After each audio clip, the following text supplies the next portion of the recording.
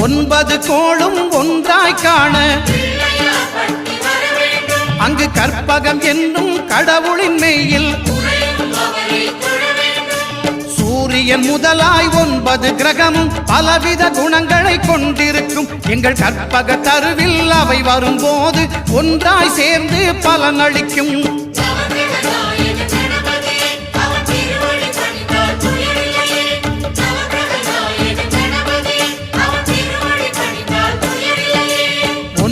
கோளும் ஒன்றாய் காண அங்கு கற்பகம் என்னும் கடவுளின் மெய்யில்